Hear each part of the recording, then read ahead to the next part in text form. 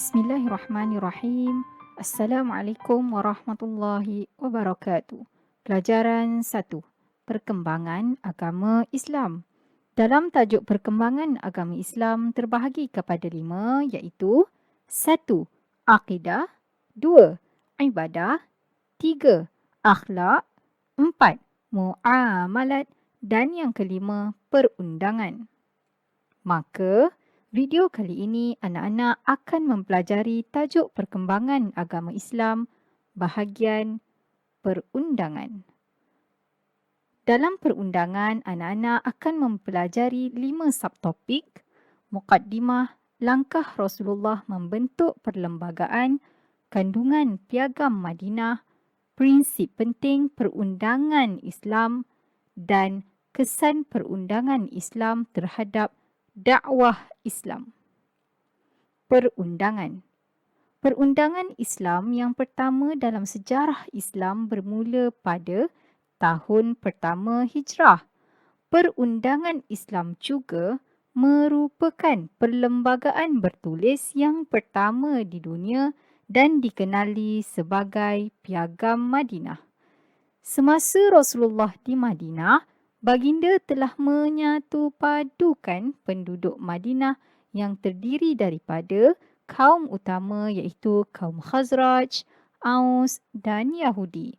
Baginda juga telah menukar nama asal Madinah iaitu Yathrib kepada Madinah yang bermaksud bandar. Tujuan pembentukan Piagam Madinah ada 4. 1. Menyatupadukan masyarakat pelbagai kaum. 2. Untuk membentuk peraturan yang boleh dipatuhi oleh semua penduduk. 3. Untuk membentuk persefahaman antara orang Islam dengan orang bukan Islam. Dan yang keempat, mewujudkan keamanan di Madinah. Langkah Rasulullah membentuk perlembagaan. Ada 3 langkah. Langkah pertama, membina masjid. Langkah kedua, mempersaudarakan kaum Muhajirin dan Ansar. Langkah ketiga, membuat perjanjian dengan orang Yahudi. Mari kita lihat langkah pertama, membina masjid. Pada zaman Rasulullah sallallahu alaihi wasallam, masjid bukan sahaja tempat untuk beribadah tetapi juga dijadikan sebagai tempat untuk menyampaikan ajaran Islam, menyelesaikan masalah, bersosial dan juga pusat pentadbiran. Langkah kedua, mempersaudarakan kaum Muhajirin dan Ansar. Langkah ini untuk melahirkan persefahaman antara dua kaum.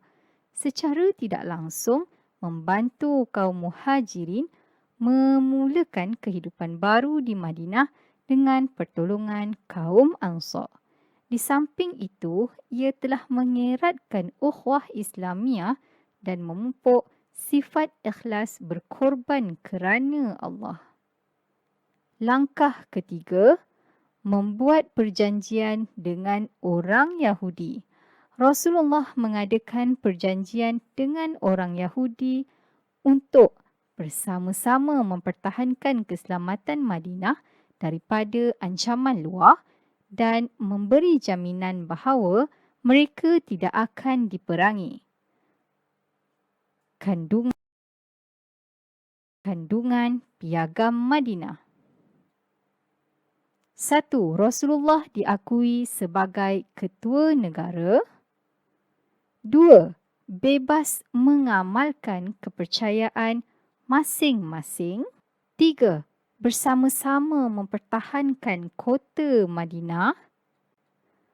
4. Bekerjasama dalam bidang ekonomi. 5. Hidup sebagai satu bangsa Madinah. 6. Ditegah bermusuhan. 7. Dilarang berperang sesama sendiri. Dan yang ke-8, keselamatan orang-orang bukan Islam terjamin. Prinsip penting perundangan Islam.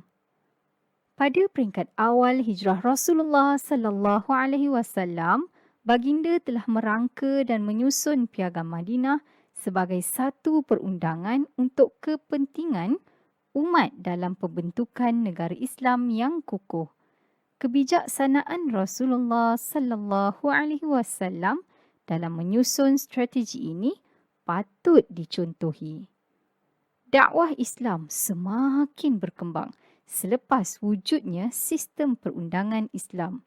Ia bertepatan dengan fitrah manusia yang lebih tertarik kepada sistem yang adil, lengkap dan tersusun. Melalui sistem perundangan Islam, agama Islam terus berkembang dan tersebar luas ke seluruh dunia. Walaupun Rasulullah sallallahu alaihi wasallam telah wafat. Hal ini disebabkan sistem perundangan Islam telah diteruskan oleh Khulafa Ar-Rashidin. Prinsip perundangan Islam yang telah ditetapkan. 1. Bertanggungjawab menegakkan keadilan. 2. Kesatuan umat dan kedaulatan negara. 3. Kebebasan tinggal dan bergerak di dalam negara. 4. Al-Quran dan As-Sunnah adalah sumber hukum utama. 5. Bertanggungjawab menjaga dan mempertahankan keamanan negara.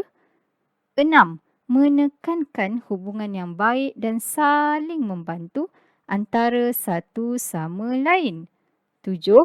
Kebebasan beragama tanpa mengabaikan tanggungjawab terhadap orang-orang bukan Islam. Kesan perundangan Islam terhadap dakwah Islamiah. 1. Wujud keamanan kepada semua pihak. 2. Bersesuaian dengan masyarakat majmuk. 3. Boleh dipatuhi oleh semua penduduk. 4. Melahirkan suasana politik yang stabil. 5.